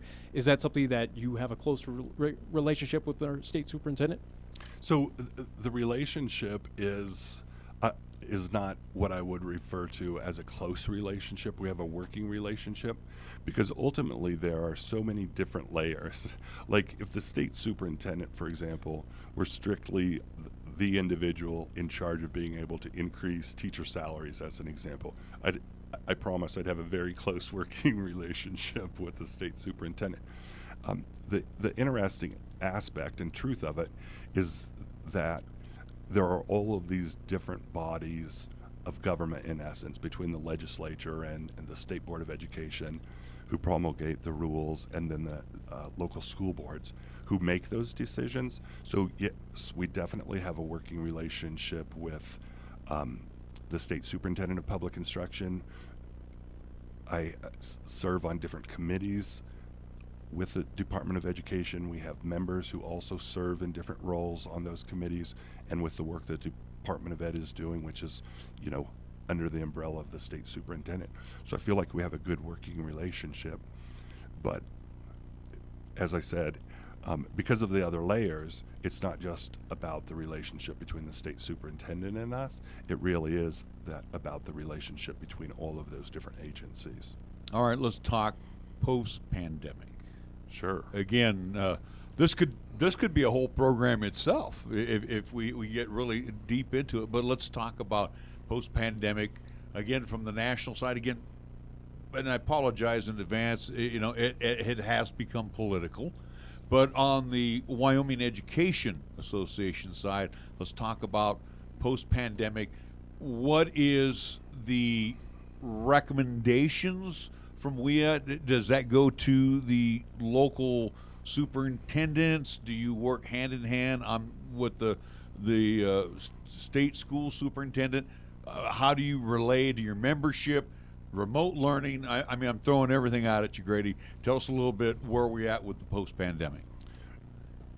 First of all, let me just take a moment to pause and appreciate the fact that we can say post-pandemic, because for all of us, and particularly our students and educators, the past 2 years trying to cope with the pandemic has certainly been a challenge for everyone, and families included. So now that we are, and I'll use your term, post-pandemic, the information that I want to share with you, I guess, is a little bit of information about from what's happened from the past 2 years, and then also moving forward, because ultimately during the pandemic, our goal was always to work together with school districts, because every district in the state was seeing different effects because of COVID. And so we really wanted to work together with every district in the state through our members so that they could determine what was most appropriate in their county based on the statistics, keeping in mind that our number one priority is everyone's health and safety. And so I think districts were very successful in that. We saw a variety of different approaches to mitigate. And ultimately, now that we're post-pandemic, what we have seen because of that stress during the past 2 years for everyone, from families and their children to the educators, is we really now see this most imperative need related to the mental health and well-being of students and educators. Even before any of us had ever even heard of COVID and having to deal with this pandemic, we always knew that stress was unhealthy. And 2 years worth of living through a pandemic just added to that stress. And to go back to one of the previous questions, related to teacher shortage, if we keep adding more to the classroom teacher's plate, that ultimately just keeps adding on more stress. So they are dealing with more now than they've ever had to deal with. I was so proud, and I think everyone in the state of Wyoming really should celebrate the fact that during the entire pandemic, Wyoming really was the leader in the nation in terms of being able to safely educate our students.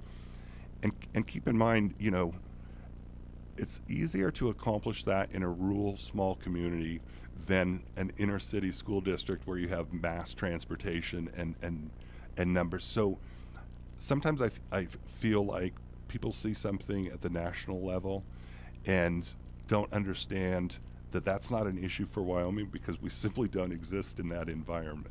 I was going to, and we need to get to a break here, but real quick, you look at what happened during the pandemic where, today's technology allows, the remote broadcast of lesson plans. But again, I would venture to say, and I'm not going to speak on behalf of you all, I'll let you answer this question, but you would rather have students in the classroom environment than remote learning. But again, it's always nice to have that in the bullpen. Absolutely. It was such a challenge. And keep in mind, I was still in the classroom the year that schools closed down in March 2020, right? And not being able to have that contact and interaction with my students was devastating. So ultimately, yes, we want to be in person working with students and meeting their needs, but it's a balancing act because we also have to take into consideration their health and safety. Wyoming did a great job with that, and our students were in the classroom more than anyone in the nation. And for myself, I know during the pandemic I had to regularly look for some of the silver linings. So with some of the forced change that came about because of having to integrate and find ways to provide instruction online, that really has opened up some doors that are beneficial that we can continue to use moving forward. But again, I'm going to remind everybody that becomes, if the expectation is to continue with that, that becomes one more item on an already overburdened teacher's plate. So we have to be cognizant of that so that we're not creating that burnout. We're talking with Wyoming Education Association President Grady Hutcherson. We are going to take another break, and we'll be back with more of KRAE Reports that we can review right after this. The West, the way you want it, Terry Bison Ranch. It's your summertime fun spot all summer long, the Terry Bison Ranch. Enjoy a Sunday outing and come listen to Steve Johnson live on the Keys at the Terry Bison Ranch in the Senator Steakhouse restaurant. Steve will be playing from 1 until 4 p.m. For more information, go to terrybisonranch.com. MHP is a certified public accounting and consulting firm located in Bow, Cheyenne, and Fort Collins, offering accounting, tax, and consulting services to businesses, not-for-profit, government, and individual clients. MHP takes pride in their commitment to providing close, personal attention to their clients. They also continue to invest time and resources in continuing education, state-of-the-art computer technology, and valuing their relationships with you. MHP is a proud supporter of local and UW athletics. MHP, 314 West 18th Street, or call 634-2151. Your local hometown bank, First Year Bank, invites you to come celebrate the first anniversary of their downtown branch at 18th and KRAE. And during the anniversary celebration, come to either branch at 1508 Stillwater Avenue or downtown and enjoy some coffee and cookies. First Year Bank is still offering the best CD rates around on a wide variety of CD products. So talk with Caitlin, Amy, and Lavana today. And for all your commercial lending needs, let Tim, Tad, Stacy, and Spencer hook you up to suit your business needs. First Year Bank, 1508 Stillwater Avenue, and now celebrating their second branch's one-year anniversary at 18th and KRAE. We want to be your bank. Member FDIC. 1480 KRAE is your home for live play-by-play coverage of high school basketball and football. To hear all the play-by-play calls of East, Central, and South football and basketball. You'll hear the conference action along with the postseason, and during the basketball season, 1480 KRAE features both boys and girls games. Catch all the exciting calls on AM 1480 KRAE, also streaming the games worldwide on the web at 1480krae.com. We are the key to your cleaning success. The Key People that provides affordable office and professional cleaning services for over 40 years with exceptional customer care. All of our contractors have background checks and are licensed and bonded. We guarantee you a safe and secure service that is tailored to your individual and business needs. The Key People do not impose year-long contracts, and all quotes are free, confidential, and personalized. Call Key People at 1-800-468-8283. That's 1-800-468-8283. Exhilarating, inspiring, and most of all fun. AJ Miller here for Kia of Cheyenne. Your thrill ride is here with the new 2022 Kia Stinger. The 2022 Kia Stinger also provides plenty of value and standard features like a 300 horsepower turbocharged engine, 18-inch alloy wheels, leather interior with heated seats, and available rear or all-wheel drive. Come into Kia of Cheyenne today, call 775-0123 or go to KiaofCheyenne.com and we'll make it easy. Here's the latest weather forecast on 1480 KRAE. Otherwise, for today, sunshine expected, daytime high near 84, clear sky for tonight, a low down to 54. Sunny again tomorrow. We're calling for a daytime high near 87. Mostly clear Tuesday night with our low down to 55, and for Wednesday, continued sunshine. We're looking for a daytime high near 83 with a slight chance for showers and afternoon thunderstorms.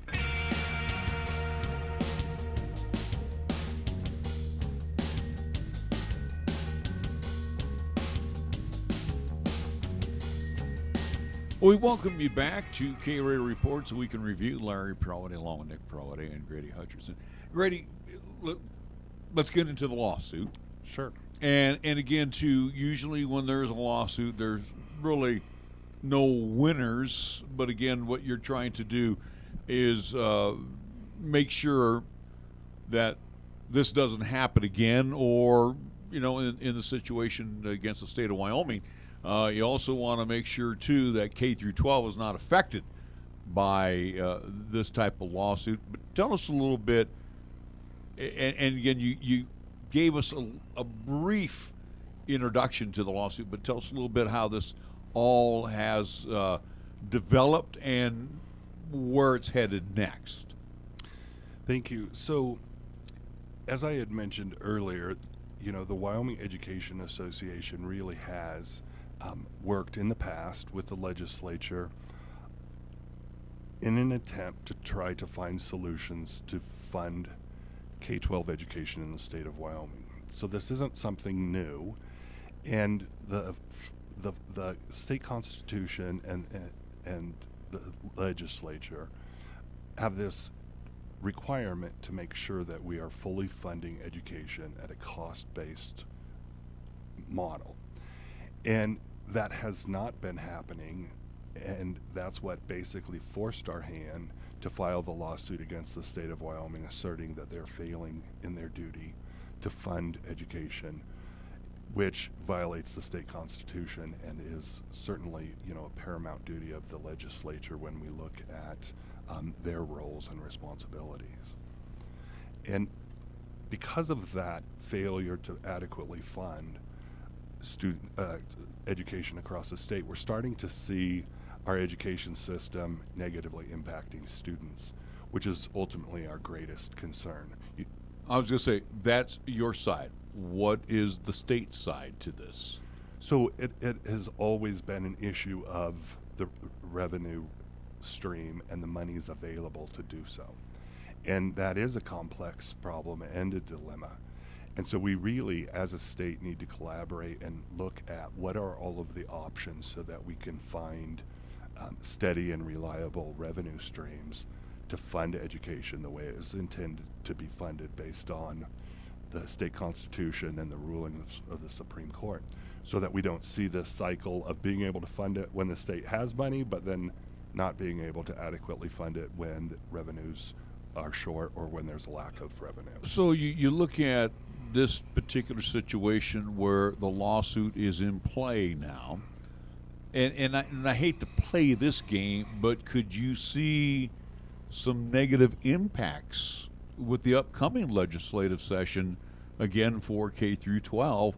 Just, and again, not saying that, all our legislators hold grudges, but, they're going to say, hey, if we don't do this, we're going to be right back at it again with another lawsuit. I mean, could you see some negative impacts from what's going on right now? I think, in all honesty, the lawsuit probably was not a surprise to anyone that has been very involved in education over the past handful of years.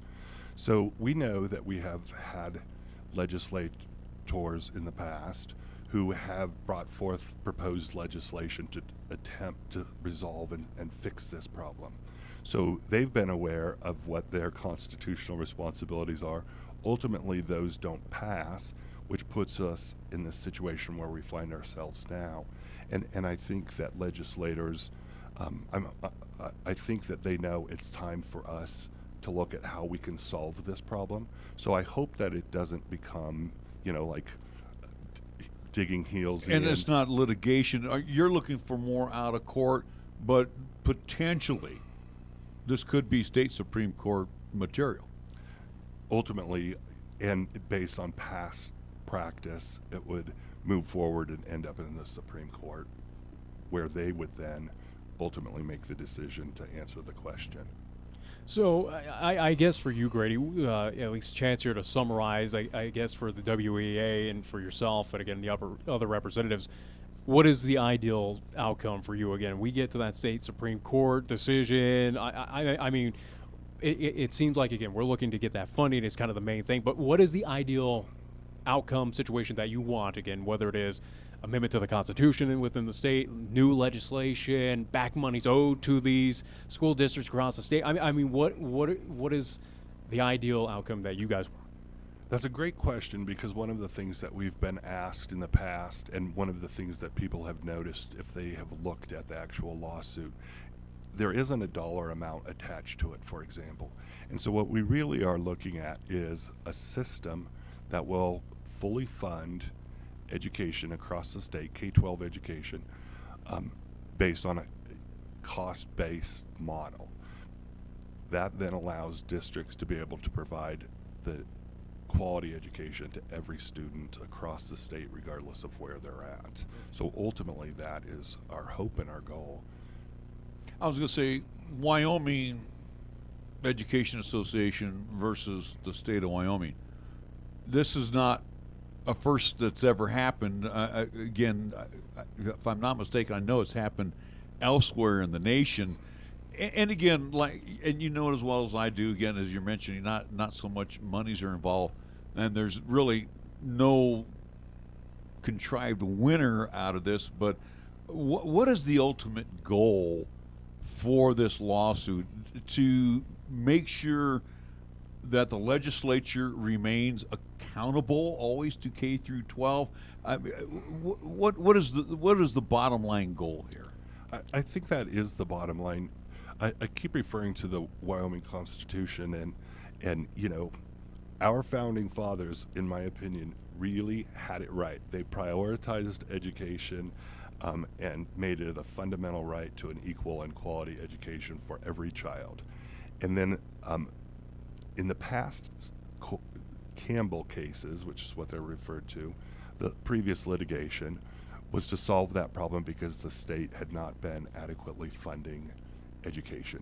And so now we find ourselves back in that similar or same boat where the legislature is not fully funding education. So the rationale and the hope through the litigation will be that then it is determined that in fact the Constitution and the previous Supreme Court rulings are in fact what have to continue to be followed. Whether it's a general session or a budgetary session with the state legislature, you are there to make sure that you make your case for the Wyoming Education Association. Also there is the University of Wyoming, our junior colleges throughout the state of Wyoming. Do you bring in an X amount dollar figure presentation to our legislators, or they tell you what they have on the plate for this year? I appreciate that question, and I feel a little bit guilty because I've been involved in the process for quite some time, and so it really is complicated. I'll share with you all that there are a couple of other components that are involved, because after the previous Campbell cases, the state was required to go through a recalibration process every 5 years. So then the state legislature is required to bring in consultants, experts, to look at the education and the cost of it. And then in addition to the recalibration every 5 years, the Supreme Court also said that there has to be external cost adjustment to that model. Is the recalibration done by an independent service outside of Wyoming, or are they within Wyoming? The state of Wyoming contracts with education funding experts to do that analysis and study and then present that to the legislature. Okay, and then finishing up with what you were saying here as far as monies being divvied out. Again, is it the recommendation from the outside source to say, hey, this is how much we think they should get, or we need to cut back a little bit? So the consultants that the state contracts with provides all of that information and data to look at what the actual cost should be in order to provide the education that we do to students in Wyoming. And then they make that recommendation to the legislature, and then the legislature ultimately decides whether or not they want to take the recommendations from the consultants or not. Now, as a president of the association, do you get a chance to rebut if it's not to your liking, so to speak? So the Wyoming Education Association, whether it's myself or our members, we do participate in the legislative process to provide testimony and to share, in all honesty, expert in the, boots on the ground, expertise to help them make the best possible decisions. Well, we want to thank you, Nick. If you had one last thing here. Yeah, I was going to ask just more kind of on the timeline side, especially regarding the lawsuit. Is this something for you, Grady, and again for the association? Are you anticipating that this will get solved soon enough before kind of the end of school year here, 2023, or is it something that could take its time? I mean, is it something that you guys are hopeful, especially with the upcoming legislative session at the end of the year, that we could have something finalized, or at least something that will be beneficial not only for the state of Wyoming, but again for the association, for our students as well too? Or is this something that could take some time? We certainly would hope to see that it is something that happens as quickly as possible, but we also are realistic, and we know that procedurally everything takes time, and as this lawsuit works its way through the courts, Sadly and unfortunately, it'll probably take more time than any of us really hope for, but we certainly want to progress and move forward as quickly as possible. And I guess the final question for you, Grady, and again, we are very appreciative of you coming in and talking about the lawsuit, and again, just what is Wyoming Education Association and what you guys do for the state of Wyoming, again, for our students, for our teachers as well, too, within the state border. But, again, we talk about legislators, we talk about the state, Senate, House of Representatives. Again, are we starting to see those with the lawsuit being presented right now to the state that we do have folks kind of in favor, or at least kind of garnering your back saying, yes, maybe we should look at upping funds, or again, looking to at least improve funding for our students? Are we starting to see some legislators come on out and say, at least in support of the lawsuit for you guys? I think I'll answer that by saying I don't know that legislators are specifically coming out in support of, but I think they're coming out with the understanding and realization for the need to finally address this. If you all don't mind, I'll share a little bit of backstory, because I also am very excited. The State Board of Education, for example, has been working the past few years now on the profile of a graduate. The governor initiated his RIDE initiative to really look at education in the state of Wyoming. And I see this as an opportunity for everything to come together to say, what is it in Wyoming that we want for our students so that they can be successful, and how are we going to fund that? So I do see everything coming together, and there is a lot of great work being done around the state related to education, which makes perfect sense, because ultimately we all know that investment in our students is important, because they're our future. Well, we want to thank you again. Dare I say, this has been very educational. Wonderful. Again, talking with the Wyoming Education Association President Grady Hutcherson, joining us here on 1480 KRAE. Again, that will wrap up KRAE reports that we can review. Nick, real quick, I'm going to throw the mic back to you, because tomorrow we will have for you on the Pro Show, as we'll flip our hats around and get a chance to talk a little sports. What do we got coming up? Tomorrow on the show, at least the Pro Show, 11 a.m. to 1 p.m. here on 1480 KRAE. We will at least be joined as of right now. Again, we will talk Pine Bluffs Hornets football with Will Gray, also to get the athletic side, since he is the AD over at Pine Bluffs. Also to, we are at least scheduled to have Cheyenne East Athletic Director Jerry Schlabs in. Also to chat with Cheyenne Central AD Chad Whitworth. And then we'll round up things with Travis Ramsa, new head coach over at Burns Bronx with the football program, as we will have Burns coming up this Friday night live from Burns, Yuma, Colorado. The Indians in town, as they will play their first contest here in 2022. So looking forward to chatting with them. So that's coming up tomorrow on the Pro Show, 1480 AM, 101.1 FM, 1480KRAE.com on the audio side, and video live streaming as we do on the 1480 KRAE YouTube channel. Speaking of which, as well too, for next week regarding at least regarding this program, KRAE Reports, no show, as it is Labor Day, so we will step away for the holiday. Maybe one of those laborless days again for you here.